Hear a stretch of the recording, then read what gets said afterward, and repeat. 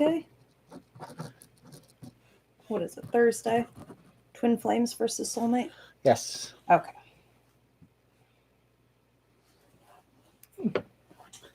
Okay. We're live. Very good. Welcome, everybody on TikTok. If you can hear me and see me okay, please give us a thumbs up. And, okay, welcome. It looks like YouTube is starting to roll in here also. If you guys on YouTube could give me a thumbs up, let me know that you can hear me and see me all right. That would be helpful.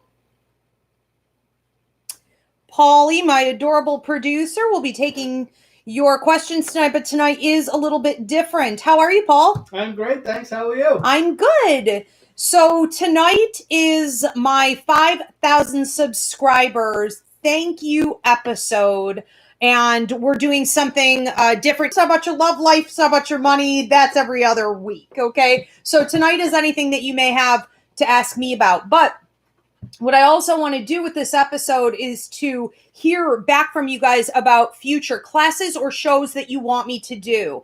Even if they are just TikToks, that's okay too. All right, so what topics do you want to hear more about? Where is your development right now? You know, what do you need more of? So again, looks like we have a few people tuning in here and here. Do you have good audio? Yep, thumbs up everywhere. Video? All right, wonderful. So again, so for tonight's show, this is my thank you episode for 5,000 subscribers here on YouTube. So I'll be taking any questions that you may have for me about me, but also please do post upcoming classes and shows that you would like to see happen here. I can't tell you guys how much it means to have you not only, you know, tuning in every week, but interacting constantly through the feeds and creating such a lovely community of support for one another. It really has been a beautiful experience, and things have taken off here with my YouTube channel leaps and bounds since the pandemic hit, which I thought was going to be such, you know, a horrible time, as half my business got wiped out. And now instead I've been able to spend more time on here. And as it's grown, you know, the more you guys subscribe, the more I'm able to do. So it's really been a blessing and a very, very nice surprise. I do want to ask everybody on YouTube right now to hit that like button, give this a thumbs up. Feel free to subscribe. You guys could do the same thing on TikTok. And if you want to donate, feel free to hit that donate button. If you want to become a member for behind the scenes extras, direct spirit messages, your monthly horoscopes, extra curriculum, you can hit the join button to check out the membership levels. I do want to make a couple quick announcements before we get into it. We do have coming up this Thursday. Is that accurate? Yes, April 1st, 8 p.m. Eastern, here on TikTok and on YouTube. We have Soulmates versus Twin Flames, Myth versus Truth. What is really going on with these two concepts? So you could check that out. We have my short story, episode number 4, Living in Truth, just went up on YouTube a minute ago also, so you guys can check that out. This one was called Intuition and Trauma. What exactly is the connection? So if you're a minority, if you grew up poor, if you had a difficult childhood, if you've been marginalized in any way, or maybe even you had disability or illness in your family that you were born into, you're definitely going to want to check out that video to understand how people who go through a great deal of suffering end up being the light workers, the healers, and the intuitives of the world, because it is learned, okay, through circumstances like that. Okay, interesting stuff. So, Paul, do we have any questions coming in? Yeah. Okay. All right. Well, I'm going to cheat here. I jumped the gun, and I'm going to ask one that I came up with because I had never heard this before. Okay. And I found it very, very fascinating. So when your students start in the class and they give their first readings, you just kind of push them into it. I know I've been through it. It's right. It's kind of scary, but there's no meditation. This is very different. How did you come up with this idea? What gave you the idea for this? Well, the way that I train my students and the idea of just, sort of throwing them in the waters, pushing them in the waters was something really controversial when I started. And I took a ton of criticism from, old lightworking gurus who said, you're being, way too harsh with them. They're not ready for that. But the very first class I ever held, that's what I did because that's how I was trained. I never went through a formal training. I was found by a medium who was from a spiritual community nearby where I was living. She found me in a grocery store when I was 15, and she came up to me in the grocery store and said, "Are you aware that you have the site?" And she asked me if I wanted to learn, if I wanted to train. And I said, I don't think I have what you people have. I can't sit there and give a reading. And she said, yes, you can. And I said, well, I have nothing to lose. And so the first time I ever gave a reading, what she did was she just threw, for me, this is going to probably work for everybody else. And it did. So the first class I ever held, there was a guy who showed up there who is, he was like super arrogant all the time. Like he was always smarter than everyone else. He was better than everyone else. He was Mr. Astrology, he was just Mr. Intellect. And I had thought he would do a great job leading a meditation because he bragged about himself so much. Well, he buckled. So here he is leading this meditation and he had a panic attack or something. And he left. He left everyone sitting there in the middle of a meditation, just being unguided. And later I heard him in the house, like playing the piano, like he never came back. He just completely left the scene. So I had to take over, and it was something I really did not want to do. And I felt the spirit pushed me into having to lead a meditation. So, I finished it up and I let it, but I felt like, you know what, this is a sign. Let's just wrap this on up. I don't even think this part of it is necessary. I do think that it's important to get rooted and grounded and centered and to make sure that you're coming from a place of light. But beyond that, I mean, how long are we going to sit here? And so I was like, okay, I wrapped it up because I had no choice. And I threw everybody into the first exercise. And there wasn't a single person at that first class that wasn't able to read. They all read each other. It was amazing. And it worked. So I just never got rid of that system because that's what happened to me. That's awesome. This one here is from Patricia. Okay. She says, you have your degree in journalism and love to write. What type of writing do you find the most influence in? Influencing on my own self or for other people? For yourself. Well, so she's asking what I like to read or what I like to write. What I like to write? That's how I took it. I'm looking at creative nonfiction. So what I like to do is to be able to take stories that, are based on real events, but to make them more palatable for the general public. And so, I guess it's going to end up being a lot of curriculum for a while. I'm looking into publishing now. We actually just launched the beginning of something today for the program that I run here through the Ivy League Psychic Academy. And it's definitely going to be a period of nose to the grind time, getting the curriculum out. So I'm hoping it's not too much like a textbook, but definitely teaching manuals. And then I want to be able to get more invested with things like, the empathic awareness training, allowing people to get in touch with different aspects of their intuitive intelligence through storytelling and things like this. So yeah, that's what I enjoy writing. Not like sci-fi or anything like that. I always thought it would go that way, but I can't pay any longer attention to that apparently than I can to like TV or following through on a movie. I just sort of lose interest. It's like, okay, I'm over that. I want to go on to something else. So it has to be somewhat structured or I don't have good follow through. We have a cool one here from Sharon. Okay. Have you ever gotten to travel to and investigate any of your past life flashbacks? Well, I had one in Africa that I'm very interested in finding.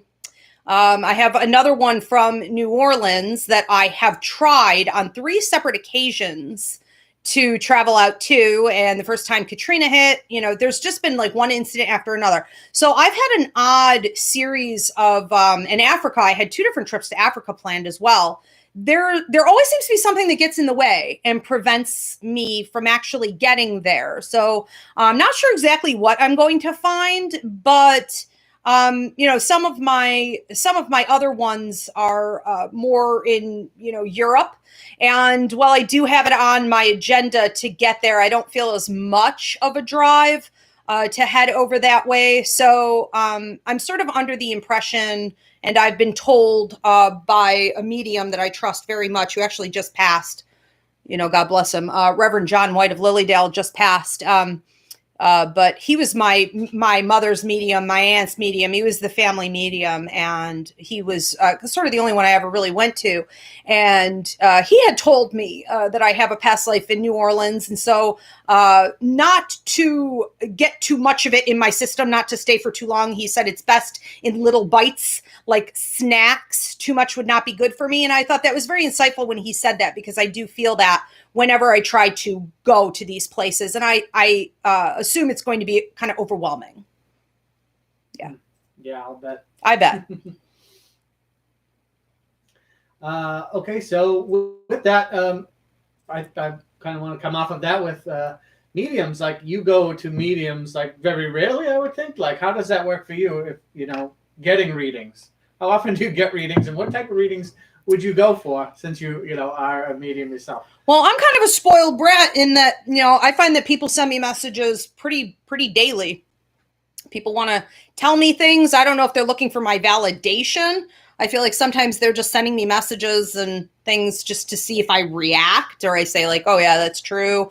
I know who that spirit is. So I get a lot of free readings unsolicited. They just come from people. But I also get a lot of readings from my students. So I'm surrounded by psychics and mediums, all the time, and numerology and astrology and all kinds of amazing things. So that's where, a lot of information would come from. But as far as like me actually heading out, I've had maybe 4 or 5 readings in my entire life, and one was a gift. So yeah, I don't really head out to go get them. I have found that I can get the information myself, so it's not really necessary. But like I said about Reverend White, I really trusted him, and I found that his insight was beyond what the average psychic or medium could see. And so that was always worth it for me. And I want to say I had one with him maybe 8 years ago. I sadly lost the disc. But about a decade ago, or just over that, I had another one with him where he talked all about stuff that's happening and unfolding in my life right now.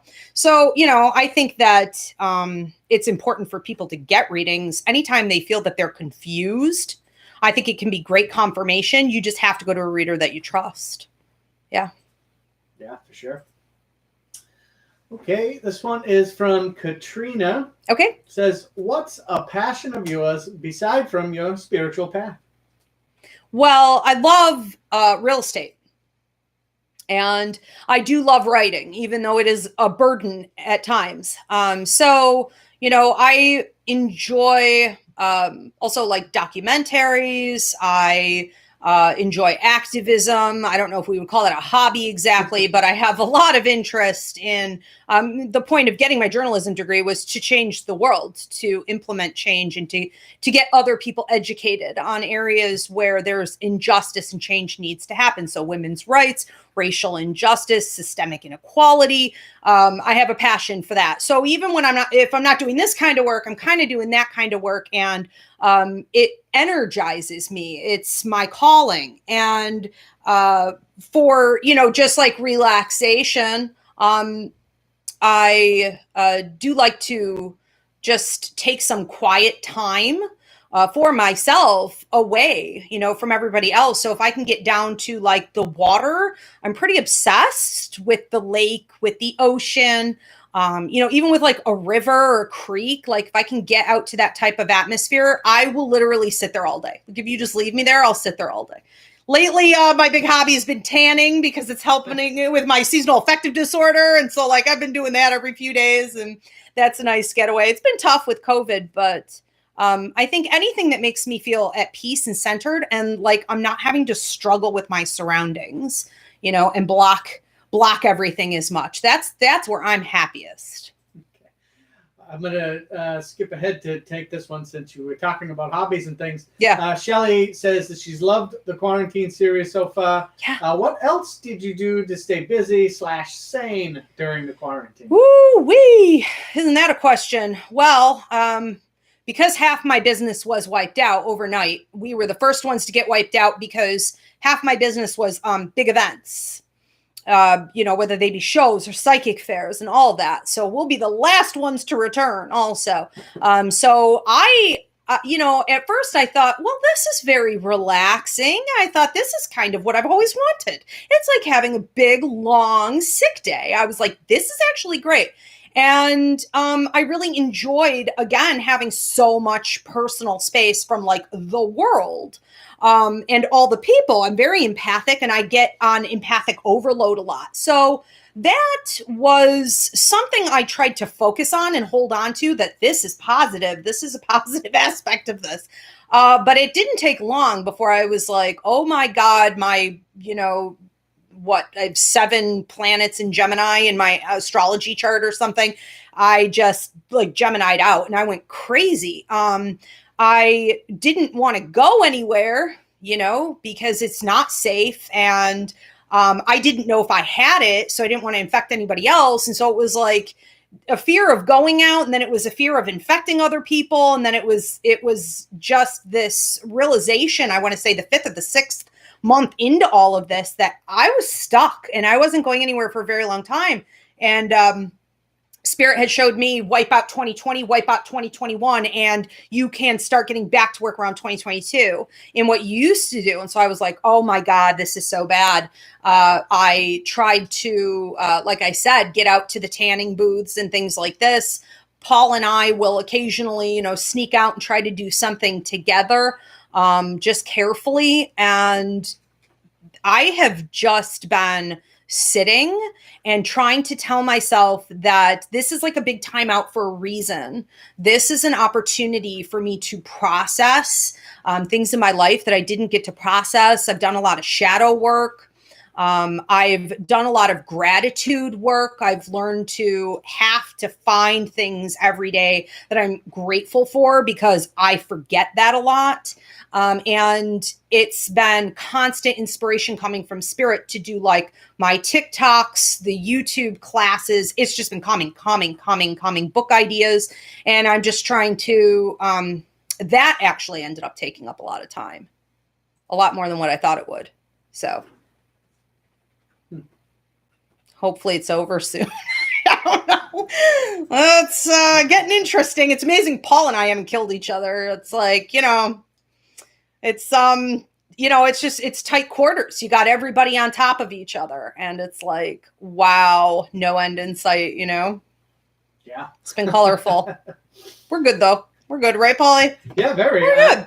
It's, I would say, like, surprising and really encouraging that in this amount of space, tied smaller together, not being able to go anywhere, we did well, and so to show that when we have more space, it's going to be just even better. I bought a funeral home. I bought an 1800s funeral home we're going to be restoring. So we're in the process of moving in there. It's on the waterfront in Dunkirk, New York. So that's fun. Yeah, good things. Well, this one was kind of touched on, but I'm gonna go because it could be fleshed out a bit. Okay. Andrea has 2 questions. One is pretty easy. How are you doing? And the other, what is your zodiac sign? Oh, okay. Well, I'm doing good, Andrea. Thank you. Hope you're well. So my zodiac sign, my sun sign is a cusp. So I'm Cancer, Gemini cusp. And then my rising is a Gemini and my moon is a Gemini. Well, this one came up from Lex about the funeral home. One, how did you find the school, and is the funeral home for the school? How did I find the school? Yeah, I don't know if she means like the funeral home for the school. Okay. Yeah, so the school has been moved, I want to say maybe 8 different times. At one point, we just couldn't find a place to fit everybody. So the school was, a few years ago, split between 4 different places, depending on how big the events were going to be. it's been a big hassle. I've had to rent a lot of spaces out for our like psychic fairs that we do monthly and stuff like that. And, then I've had some beautiful locations for the school on Main Street in Amherst. And so I was very lucky to be in like a brick and mortar situation a couple different times, but it just was never big enough. And right before COVID hit, Spirit had come to me and told me, shut down everything, transfer all your readings to online, transfer the school to online, get rid of everything and move everything to technology. And didn't really tell me why, just that it was an order. And so I did that, thank God, with enough time to smoothly transition. But I want to say maybe 6 months into the pandemic or so, I had a vision of an old historic place I was supposed to purchase in that town that I mentioned. And I woke up, we went online and looked, and there it was. It was just absolutely amazing to me. And we moved in on it and we were able to secure it. And so what Spirit had showed me was that it's supposed to be not only for the school, but it's supposed to be a retreat center for people who want to come and do any kind of healing. It's also the church. And we did start the church this year as well. I forgot to mention Roots Revival Interfaith started this year. And then for some of the activism work that I do, because I have 4 floors and a lot of offices there, we're going to have that working out of there, as well as our spiritual shop and stuff like that. So it's kind of going to be everything. And then we get to live in it. And Paul can play with the body bags and the embalming table and everything else that we have in there on the lower floor. Yeah. So yeah, it's for everybody and it's for everything. But I just saw it as a place that would be like open to the community. Yeah, fantastic. Yeah. Great. You brought up Roots. Brenda asked, it says Roots is the highlight of my Sundays. Oh, I love that. How long have you had the idea to start a church? Oh, wow. So I was very small. I was maybe 5, 6. The first time I saw it, we had nuns come to the school and talk to us. And so I started to have some visions of it then. And then it started to come up really intensely about 10 years ago. And then I started to move forward with it a couple times, but I had to have all the right, sometimes you can't move forward with things in your ministry until you have the right players there. And those players are taking responsibility and accountability for their lives, and they have a strong ethical code of conduct. And it was getting tough. I would have, the right people, I thought, and then they would just sort of slip into bad habits in their lives. And I was like, I can't move forward at this time. So it kept getting put up on the back shelf. And then this year, Spirit made it very clear this was the time to start. So it's really always been there. But it wasn't obvious to me until about 10 years ago what it was supposed to be based on, because I don't know, you hear church, you assume what, Christianity or Catholicism or like what, and I knew I wasn't going to take that route, but I didn't know what route I was going to take. And then it was basically, well, what is, my religion? Well, my religion is faith in the universe. It's faith in a higher power, and it's faith in the law of the system that we abide by here. And you can understand that law, and you can understand manifestation and energy, high and low, and how everything operates if you look at 3 key areas. And that is intuitive intelligence, right? Psychic, mediumistic, empathic ability, and astrology, Vedic, Western, whatever, it's written in the stars, and numerology. These are the 3 truths. And so that's what the religion is. It's a combination of the 3. I'm so glad you enjoy it every week. Thank you so much for being there with us. I like that you mentioned, everyone being at the right place and, having morality and stuff. As Bernadette said, not really a question, just a comment. What makes me trust you, besides the fact that you're completely right about everything, is your message of being on the side of goodness and positivity. Oh, thank you, Bernadette. Love you. Yeah, I think that's so important. That we are just trying to do our best all the time. I think that things, especially in the spiritual field, get really overcomplicated into that, do good, mean well, and do the best you can. And that's how you stay in the flow of the universe. That's all we really need to do. It's awesome. Bernadette replied, she loves you too, but also said, you know how funny you are? You make me laugh just about every show. That's cool.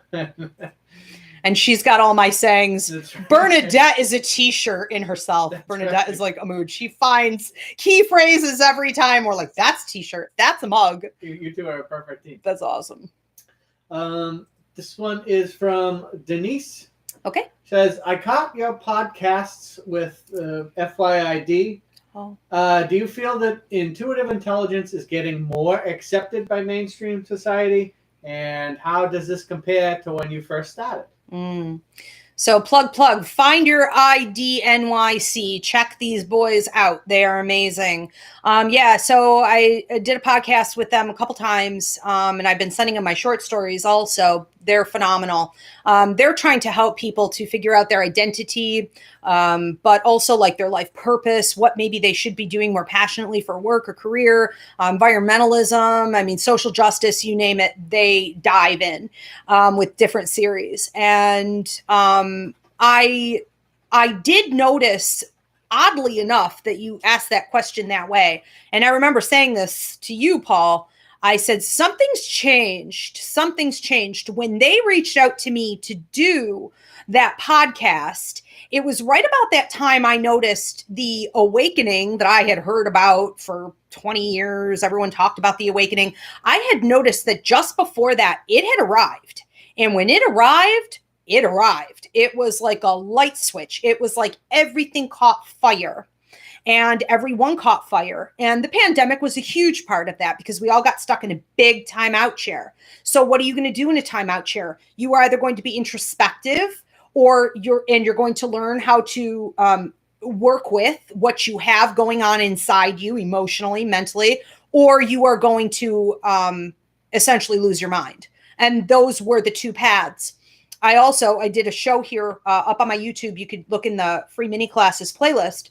But with our numerologist and our astrologer called End Times Are We There? And we discussed it there in depth as well, how this is very much like the Hopi prophecy that said, in these times, maybe the end times, but even though it's not technically that, people would either be able to survive and get well and be uplifted, or they would deteriorate and go dark, essentially mental illness and health, just violence, all kinds of things, because they have not fed the spirit. And that's exactly what I saw. It changed for me also in the people that Spirit had me working with. So up until that point, just before Find Your ID NYC, Spirit had made it clear I was to let everybody into the academy, and I was to try to, help people with paranormal problems. I was to try to, help people who were dealing with darkness, and I was to try to, sort of just treat everyone equally, which is impossible in this scenario and unsafe. But I had to learn how to do it, and that's what I did for almost 10 years. And then it was like one day it was over with, and Spirit made it clear, you're not. They're done. They have made their choices. And if they have chosen wrong repeatedly, now it's time for the karma to be paid out. You are now to focus on those that are woke, those that are willing, those that want to grow, those that want to do right. They will be moving forward. Keep your strength and energy there. So even my teaching changed. And what I found at that point was that so many of us became so much more woke and intolerant of those that are feeding the darkness, the hate, the racism, that stagnancy. It's just putrid. It's gross. And if that's where they want to be, that's where they need to be. But we're going to draw that line. And so many people started speaking out for what's right for the first time. And that's the true awakening. It did not look at all like what I thought it would. And I think that because we're conserving our energy, feeding one another in moving forward, it's almost like keep your eye on the prize and go instead of wasting your energy with this low level nonsense over here, right? It's like faster, faster, faster, more and more and more of us. And yeah, the acceptance level is huge. I said to Paul recently, a couple different times, I can't believe that I turn on the news and I hear them using words like angels and prayer and shadow work. It's like, it's everywhere. People are realizing there's something more. And if we don't start to tap into it quick, we're going down with the ship. Yeah. Even like one of our most famous comedian actors of our generation is, Jim Carrey, and he's like, so woke right now and spitting all this truth. Jim Carrey, Keanu Reeves, very woke. Yeah. So it's great to see that they, they have the soapbox that they have, and people love it. Well, and a lot of people are, but no one cared before. Yeah. This one is from Sierra. Okay. What is your strongest gift? What is my strongest gift? I don't know, because I always say, like, there are no gifts. This isn't a gift at all. And so I don't really see them as that at all. I just see them as innate abilities that everyone's born with. And for me, I use them in combination with each other so much. Like, I don't really lean more psychic or mediumistic or empathic. I've learned to incorporate all three for accuracy on the predictions that I have, whether it's about my life or somebody else's. And so I don't know that I would say there's one above the other. I would definitely say, though, if someone's like missing an object, or if I have to tell you what the inside of your house looks like, or if someone has, a debate on whether they should go into this property or that property or whatever. I mean, I can go somewhere in my head and I can literally walk around. I can tell you what's on the walls. I can tell you where the furniture is. I can tell you where the windows are, the doors. I can tell you what a hallway looks like and what's on each side. I don't know. Sometimes that even just kind of blows my mind. I'm like, how the heck do I know what the inside of your house looks like? But yeah, it's very useful. Well, that kind of carries over from when you were a youth and you astral traveled into your friend's house because you wanted to look at it, right? Yeah, astral travel's a big part of that too. Yeah, I remember a girl caught me in high school. She said that I had astral traveled into her house, but she said I was a witch, that I was in her house looking around. And I think I was just curious because they were these beautiful mansions that they had just built at the end of the street. And she had me over, but she made me like stand at the door. She just went in to go grab something. So I was curious about what the rest of the house looked like. I was dying to know. And I must have astral traveled into it, in the middle of the night. And she ended up looking crazy, trying to out me as a witch the next day at school. But I was like, yeah, that's nutty. But yeah, I could just do things like that. Like I could just leave and go places. I would say that the part that I enjoy the most, though, is the spirit communication, because I've had times in my life where I was in absolute dire straits and I did not think I could take one more step or get off the ground, and spirit would just come and help me. And like, I don't think I could live without that. I don't think any of us can. Yeah, right. Yeah. This is from Maria. Mm-hmm. Says, where do you see spirituality heading, and how does that affect your plans? Well, I don't have any plans. I never have. I never planned on doing any of this, and I'm going to keep it that way. There are no plans. It's the universe's plan. So whatever spirit asks me to come and do to be of service to the light, that's what I'm going to do. And it's best to go at it blindly. Which means I've had to have guts. I've had to abandon things that I was working on and switch and zigzag and put this up for 5 years and come back to it later and all of that. And that's never going to end. So I'm glad I learned it early. I was willing to abide. And so what I have been shown is that I'm given certain assignments. And these assignments will ultimately turn into, like, I guess you could say, like, one big product. And in the meantime, while you're kind of hemming and hawing and it's taking forever, I've been working on something here for 10 years now. And it's like, okay, when do I get to the big product? In the meantime, I work on character. I try to be still. I work on myself.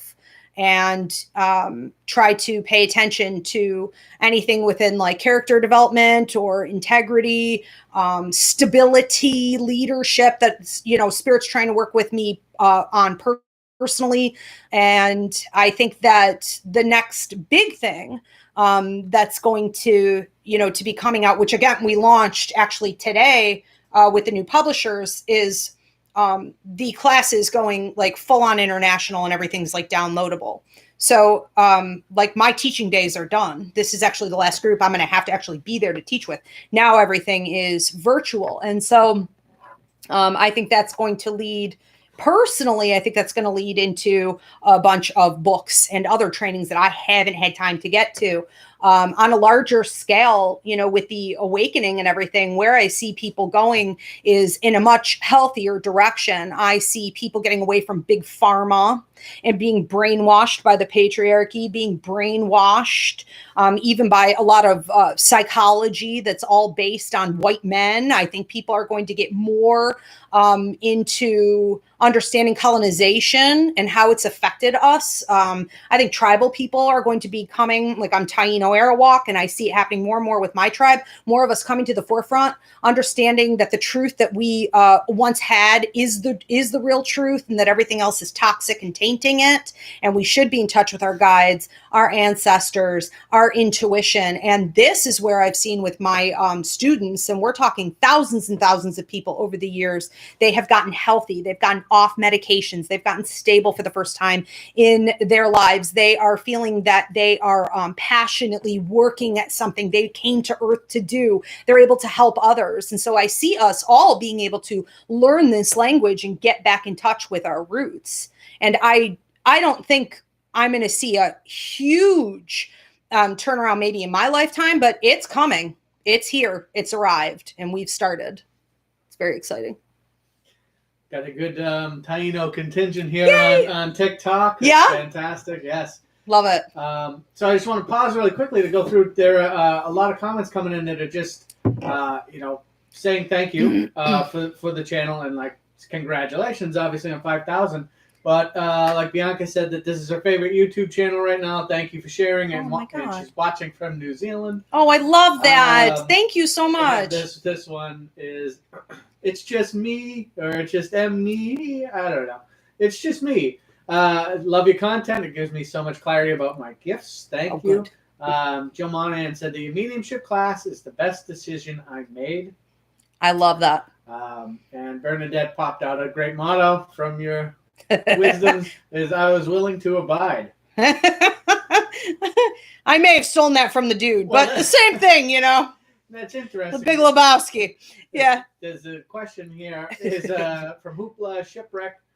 What's your favorite movie? I do love The Big Lebowski, actually. The Color Purple is my favorite movie. Yeah, I felt like I saw that when I was really small, and I just felt such a connection to those characters, and like I had lived it somehow. And it was a very adult movie. I realize that now, like watching that at like 5 years old, how adult that movie was. But there was, something about the perseverance and I want to say the faith of Celie to stick it out, to the end. And she just did the best that she could with whatever she had. It's beautiful. Yeah, if you guys haven't seen it, check it out. The Color Purple is life-changing. Did Oprah direct it? She may have. She's in it. I think she did. Harpo Productions, I think, put it on. So, yeah, amazing. But yeah, again, I know maybe we have some more questions here, but again, thank you guys so much. I really do appreciate it. And I can't tell you how excited it made me to hear that, this is your favorite channel, because I've been talking for many, many years and people haven't been listening. So it's finally happening. It's very exciting. Kelly says that was her favorite movie from when she was little too. Really? Wow.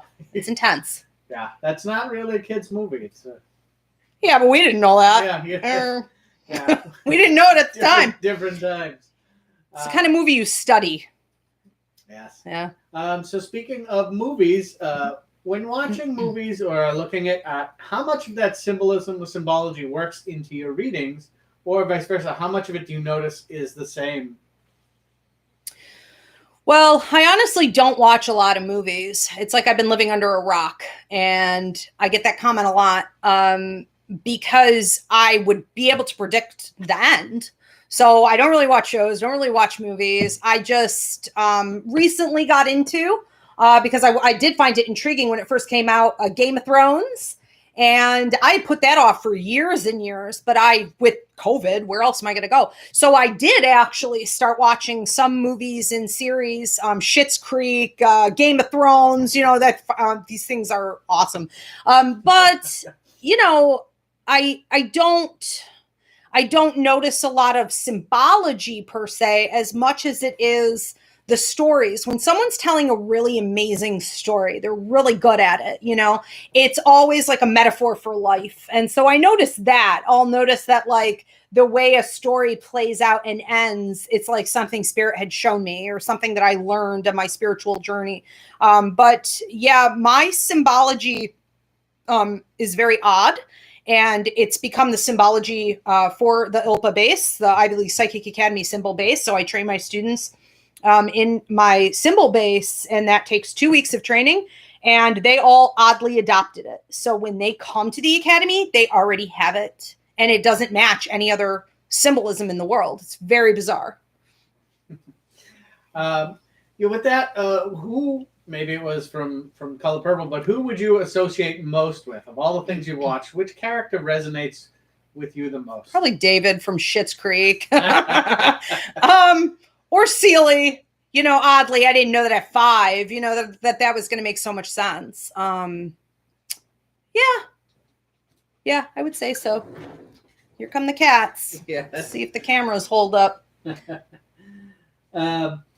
Okay, so these are 2 really great, inspiring things here. Katrina says that she's actually fully getting off of any and all prescriptions in a couple of months and excited to be prescription free. And your channel is something that she looks forward to weekly. She found you at a great time in life. So thank you for giving your time and knowledge. You are so welcome, and many blessings on that journey. I hope that the classes, especially the empathic awareness class, will help you to manage your energy, because, there really isn't any amount of like medication. I don't believe, and I'm not here to prescribe or diagnose, but it's very hard to take medications and to get all kinds of help without ever learning to manage that energy. It's sort of like putting a Band-Aid on it. Even if you were to stay on meds, you still have to get to the root issue here. And without that, we're just treading water. So good for you for being on that journey. That's incredible. And Jill Marie says that she wants to personally say thank you. Spirit put you two. Ooh, wow. Put you 2 in my life in perfect timing, and I listened. Nothing will be the same, and I'm so grateful. Aw, so good to have you, Jill. Thank you. I absolutely believe that. There's no such thing as a coincidence. There's a ton of synchronicity here, and that, that's for everybody. Like, Spirit will just put this right on your path. It's like, did you find it or did it find you? Very curious. Okay. All right, you guys. So we are going to wrap it up here. Again, thank you so much for 5,000. Feel free to keep posting any new shows or any new classes that you would like to see, whether it be short TikTok clips, longer YouTube vids. And we hope to see you guys. I guess we'll do this again next at 10,000. Sound good? And we'll come up with some other kind of fun show. I don't know. I'll be creative. But so blessed to have you guys. Thank you, Polly. Very welcome. Thank you, Spirit. Have a great night, everybody.